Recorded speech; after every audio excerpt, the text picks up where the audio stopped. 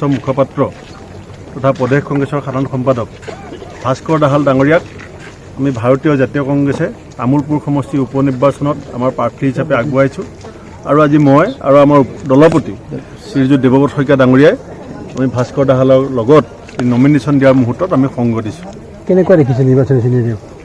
চাওক, এই তামোলপুৰ সমষ্টিৰ ৰাইজৰ যি ৰাজনৈতিক চেতনা তাক আমি সদায় শ্ৰদ্ধা জনাব লাগিব।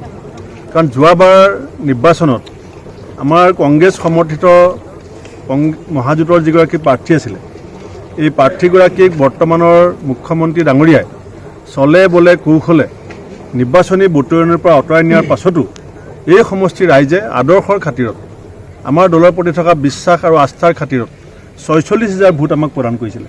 যেতিয়া প্ৰাৰ্থীগৰাকীয়ে নিজে বৰ্তমানৰ মুখ্যমন্ত্ৰীগৰাকীৰ কাষত বহি সাংবাদিকক সম্বোধন কৰিছিল যে মই ইলেকশ্যনত নাই, মোক ভোট দিব নালাগে, তেতিয়াও কেৱল আদৰ্শগত কাৰণত তামোলপুৰ সমষ্টিৰ ৰাইজে ৪৬,০০০ ভোট দিছিল প্ৰাৰ্থিত্ববিহীনভাৱে। আৰু এইবাৰ তামোলপুৰৰ ৰাইজে তাৰ প্ৰতিশোধ ল'ব।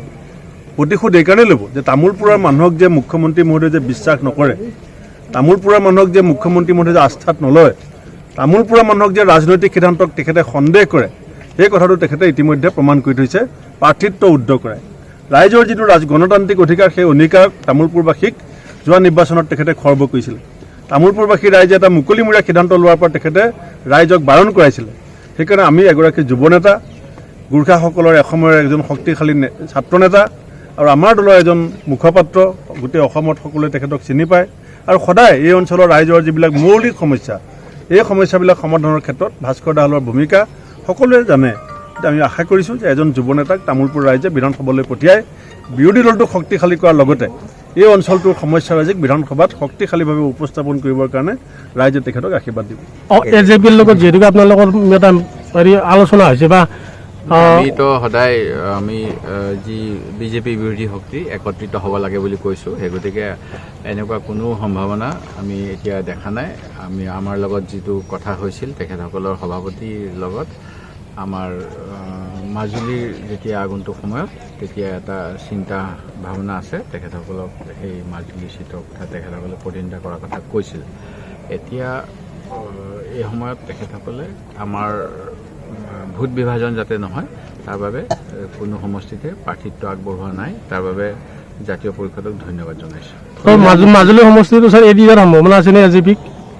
এইটো নিশ্চিতভাৱে তেখেতসকলে দাবী কৰিছে আৰু সেইটো সময় আহক, তেতিয়া আমি নিশ্চয় আৰু কথা পাতিম। তথাপিতো আজিৰ তাৰিখত যিখিনি আছে আমি বাস্তৱৰ লগত কথা পাতিব লাগে।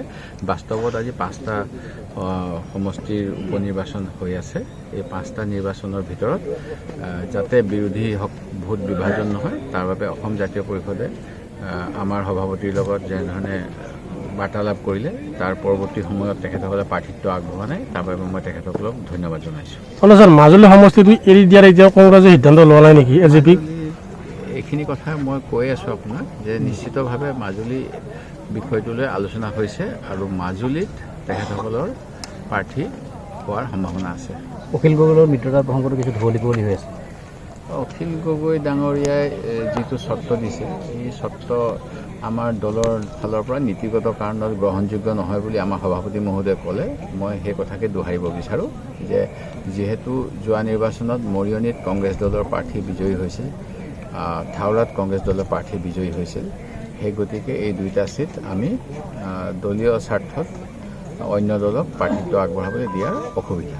কাৰণ আমাৰ যিসকল নেতা আছিল, নেতাসকলক ডক্টৰ হিমন্ত বিশ্ব শৰ্মা নেতৃত্বাধীন চৰকাৰখনৰ সহযোগী কৰি উন্নয়নৰ প্ৰলোভন দি বিশ্বাসঘাতকতা কৰি ভোটাৰ ৰাইজক তেখেতসকলে লৈ যাব পাৰিলে। কিন্তু ভোটাৰ ৰাইজে যোৱা সময়তো কংগ্ৰেছক ভোট দিছিল। সেই গতিকে আমি আশা কৰোঁ আমাৰ দলৰ প্ৰাৰ্থীক তাত বিজয়ী কৰিবলৈ তাৰ ৰাইজে বিশ্বাসঘাতকসকলক প্ৰত্যাখ্যান কৰিব।